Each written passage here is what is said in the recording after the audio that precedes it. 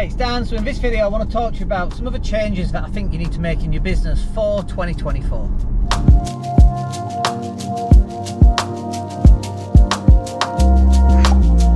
Hey, it's Dan. I hope you're well. So we, at the time of recording, it's the 30th of November, so we're just about to enter into December. And already this year, this year, we're starting to look at next year and what we want to do for next year. And I think it's better to do it now in December, heading towards December, than it is doing in January or February and March. By then it's far too late. And also for me, I've always been really dreadful at getting started in a new year effectively. Like I never really get going till kind of April, or at least it feels like that. And so now I kind of want to get ahead of the game, and I always think other people should get ahead of the game as well. So that's what we're going to talk about in today's session. So certainly over the last couple of weeks we've really ramped up the amount of content we've got going out. So things like short form video, live streaming, pulling out short form video from those live streams, doing videos like this when I'm going A to B. That's worked very well for us in 2023. CrossFit is just around the corner. It takes about 7 or 8 minutes, so there's a nice little 5-minute video in there almost every morning for us to put some more content out. And basically it's just stuff that's running through my head, stuff I want to verbalize and get out there that I think might actually help other people. So that's why we do it.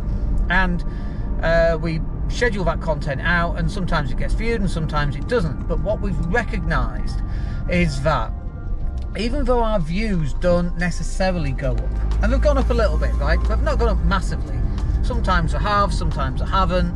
You know, when we put shorts out, for example, if we put one short every couple of days, we get more views on those shorts, right? But the views that we get don't translate into business. And now we're posting shorts at least 3 times a day, like on YouTube, and everywhere else as well, incidentally. But I mentioned YouTube because that's the stats that I'm looking at. And yet on YouTube stats, we get maybe 50 to 100 views on those short videos. We don't get the 2,000, 2,500 that we sometimes get. And so although we get less views, we actually get more business. And so, you know, there's this focus on views and engagement, and what's the point in doing them unless I'm getting views and engagement? There's no point. And it's just a ridiculous concept, because it's not about views and engagement or how many subscribers you've got or how many followers you've got. The ultimate for me is how many people are we getting on a strategy call, you know, to help them buy whatever it is that we want to buy, or to help them out with whatever we want to help them with. And then how many of those are actually converting into paying customers?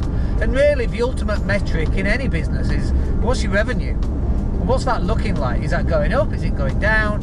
What's the differences? And what are the drivers that are driving that metric?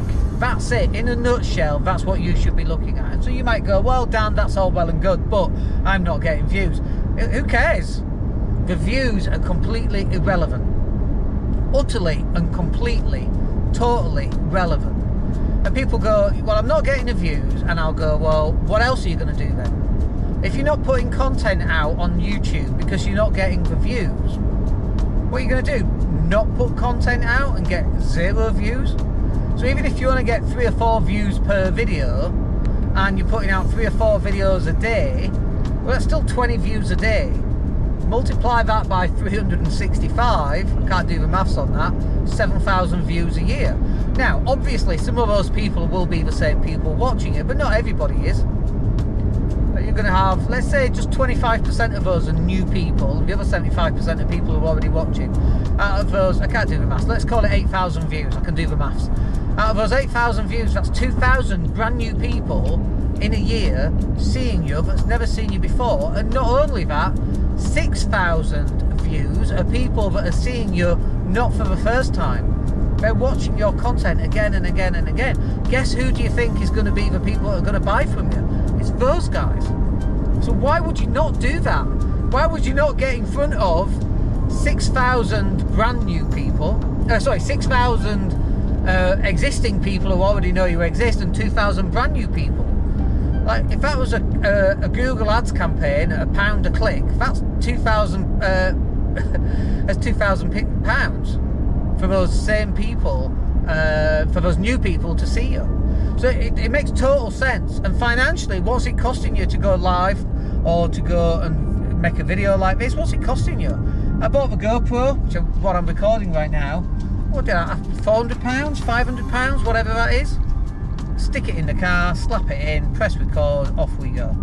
Sure, then you need someone to edit the videos. That might be you, so there's a time constraint with that, unless you're outsourcing to us. But you should be getting in front of as many more people as you can. So it's like, well, how does this translate into, this is what you've done for 2023 and we're having success on that.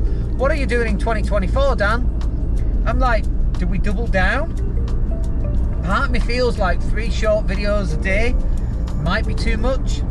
Like, I don't actually think that's too much. I actually think that's about right. I think that's probably the level. But then I'm like, what if we did 6 short videos, one every 2 hours throughout the course of a 12-hour day?